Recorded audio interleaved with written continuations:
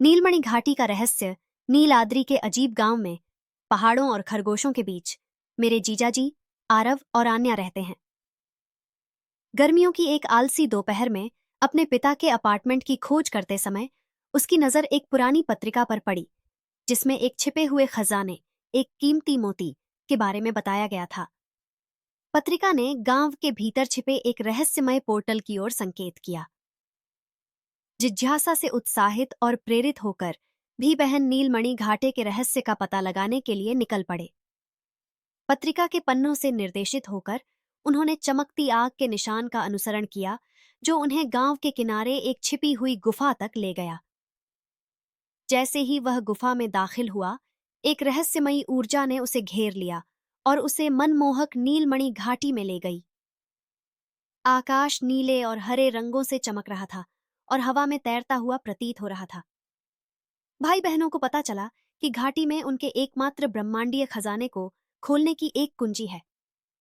उनके साहसिक कार्य में एक रहस्यमय मोड़ तब आया जब उनके मित्र बुद्धि का संरक्षक एक शाही उल्लू निकला जिसकी आंखें नीलमणि की तरह चमकती थीं।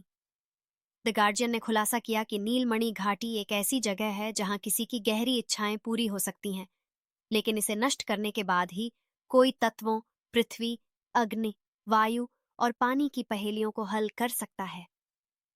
पहली चुनौती उन क्रिस्टलीय गुफाओं की भूल भुलैया के माध्यम से हल की जाएगी।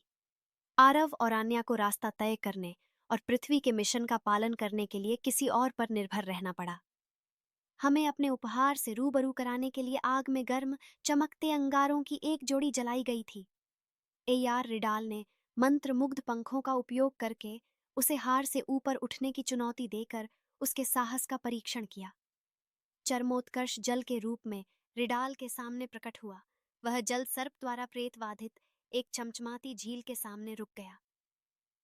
भगवान ने उसे एक रहस्यमय विकल्प दिया जिसमें उसके भाग्य की कुंजी थी। जैसे ही उसने और आरव और आन्या ने एक दूसरे को अपनाने का फैसला किया, वे आकाश से गूंज उठे। नीलाद्रि अपने भाइयों और बहनों के पास वापस गया। उनके दिल साहस और प्रेरणा से भर गए।